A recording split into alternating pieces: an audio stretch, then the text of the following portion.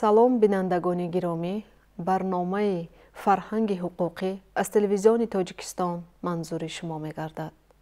Дар барномаи имрӯзаи мо шарҳу тавзеҳи моддаи 10 Конститутсияи Ҷумҳурии Тоҷикистон мавриди баррасӣ қарор мегирад. Асосгузори сулҳу ваҳдати миллӣ, пешвои миллат, президенти Ҷумҳурии Тоҷикистон Эмомалӣ Раҳмон махсус ишора ба он менамояд, ки Конститутсияи Ҷумҳурии Тоҷикистон қонуни асосии давлат, унсури марказии низоми ҳуқуқии кишвар, заминаи эҷод ва такмили минбаъдаи қонунгузорӣ, инчунин ҳуҷҷати созиши иҷтимоӣ, муайянсозандаи дурнамои пешрафти ҷомеа ва давлат мебошад. Дар моддаи 10 Конститутсияи Ҷумҳурии Тоҷикистон қайд шудааст, ки Конститутсияи Ҷумҳурии Тоҷикистон эътибори олии ҳуқуқӣ дорад ва меъёрҳои он мустақиман амал мекунанд.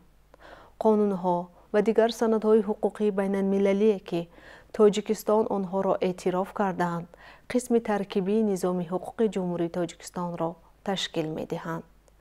Давлат ва ҳама мақомотҳои он, шахсони мансабдор, шаҳрвандон ва иттиҳодияҳои онҳо вазифадоранд, ки Конститутсия ва қонунҳои ҷумҳуриро риоя ва иҷро намоянд.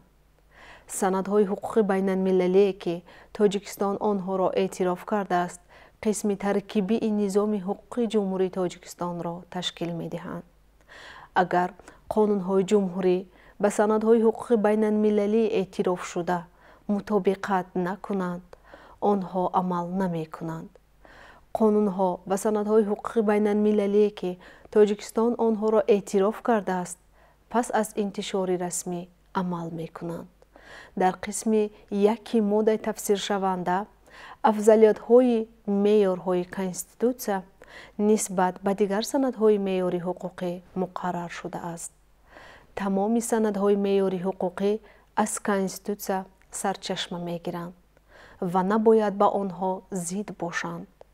Дар мавриди зиддият доштани санадҳои меъёри ҳуқуқӣ ба Конститутсия, онҳо эътибори ҳуқуқӣ надоранд. ғайр аз ин, меъёрҳои Конститутсия мустақиман амал мекунанд. Дар ин маврид ба қабул кардани қонуни махсус зарурат нест.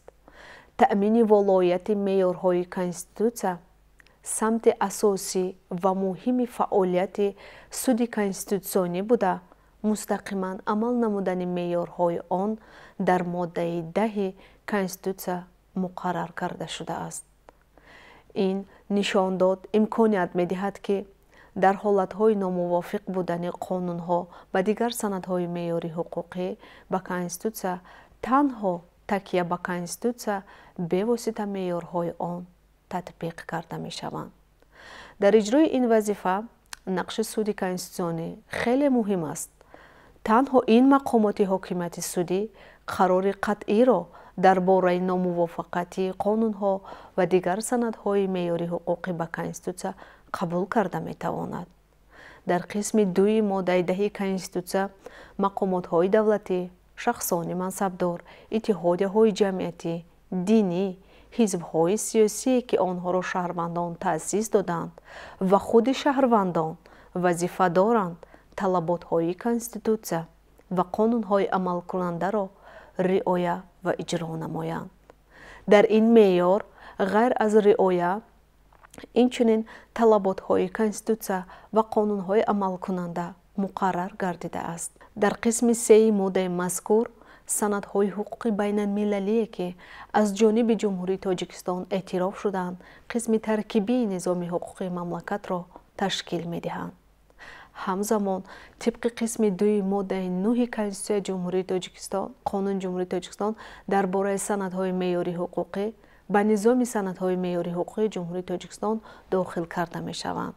дар ҷои аввал Конститутсияи Ҷумҳурии Тоҷикистон, баъдан қонунҳое, ки бо роҳи райпурсии умумии халқӣ қабул шудаанд, санадҳои ҳуқуқи байналмилалие, ки Тоҷикистон онҳоро эътироф кардааст, қонунҳои конститутсионӣ, кодексҳо, қонунҳо, қарорҳои якҷояи Маҷлиси миллӣ ва Маҷлиси намояндагони Маҷлиси олии Ҷумҳурии Тоҷикистон, қарорҳои маҷлиси миллӣ ва қарорҳои маҷлиси намояндагони маҷлиси олии ҷумҳурии Тоҷикистон, фармонҳои президенти ҷумҳурии Тоҷикистон, қарорҳои ҳукумати ҷумҳурии Тоҷикистон ва дигар санадҳои меъёрии ҳуқуқиро дар бар мегирад.